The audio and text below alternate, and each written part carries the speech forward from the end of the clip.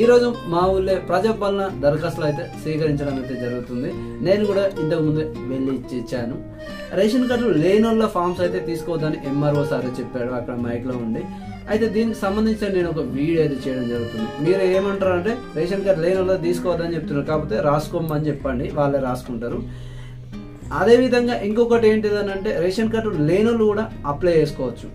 ఇప్పుడు అదొకటి మీ సేవలో లేకపోతే జిరాక్స్ సెంటర్లో ఒక రేషన్ కార్డుకు ఒక ఫామ్ దొరుకుతుంది.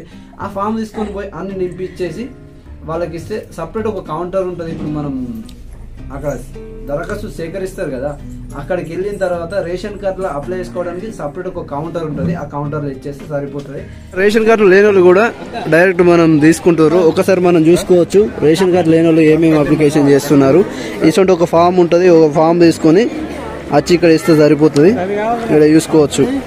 ఇట్లా ఫామ్ ఇచ్చేసి మనం ఒకటి ఆధార్ కార్డు ప్లస్ ఇంకో భార్య ఆధార్ కార్డు, మనకి ఇంకా కొడుకులు బిడ్డలు ఉంటే వాళ్ళ ఆధార్ కార్డు జిరాక్స్ పెట్టుకోవాలి.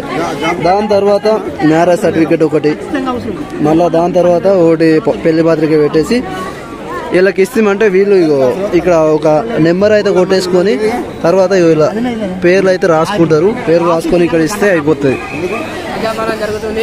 చాలా వరకు ప్రజలందరూ వచ్చి ప్రజాపాలన అప్లికేషన్ అనేది ఇవ్వడం జరుగుతుంది. మాది కూడా అయిపోయింది.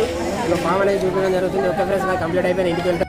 ఇక మహాలక్ష్మి, గృహలక్ష్మి ఇవి రేషన్ కార్డు లేని వాళ్ళది మాత్రం అనర్హులు అని చెప్తున్నారు ఆడ.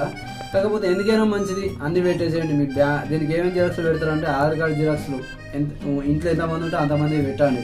అంటే మీ సపరేట్ ఫామ్ ఉంటుంది కదా. ఇప్పుడు నేను చెప్పిన రేషన్ కార్డు ఉన్న వాళ్ళది ఒకటి, మీరు సపరేట్ అవ్వాల్సిన వాళ్ళది కూడా ఒక వన్ సైడ్ రాస్తారు కదా, ఇంకొక ఫామ్ లో రాస్తారు కదా. వాళ్ళు ఏం చేస్తారంటే వాళ్ళ కుటుంబం అంటే మీ భార్య ఇప్పుడు హస్బెండ్ వైఫ్ ఉన్నారు, వాళ్ళకి ఎంతమంది పిల్లలు, వాళ్ళ డీటెయిల్స్, వాళ్ళ ఆధార్ కార్డు డీటెయిల్స్ పెడితే సరిపోతుంది. ఇక రేషన్ కార్డు ఉన్న వాళ్ళకు రేషన్ కార్డు ఉన్న వాళ్ళు పెట్టేస్తే సరిపోతుంది.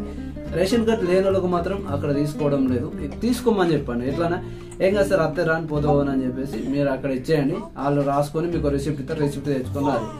ఇక రేపటి రోజు మనకి ఇటు రాకపోతే ఈ రిసిప్ట్ పట్టుకొని మనం ఎక్కడికంటే అక్కడికి వెళ్ళేసి కొట్లాడచ్చు, లేకపోతే అడగచ్చు. ఏడంటాడు మనకు రిసిప్ట్ ఇస్తారు కదా, మేము ఇచ్చిన ఫామ్స్ ఏమైనాయి, మరి మాకు డీటెయిల్స్ ఏం రాలేదని చెప్పి ఎంఆర్ఓ సార్నా లేకపోతే మన గ్రామ పంచాయతీ సర్పంచ్ పట్టువారిన ఎవరినో ఒకరిని అడగచ్చు. అందరికి వచ్చి మనకు రాకపోతే ఈ రిసిప్ట్ అయితే భద్రం. ఈ రిసిప్ట్ తోటైతే మీరు చాలా జాగ్రత్తగా ఉండాలి.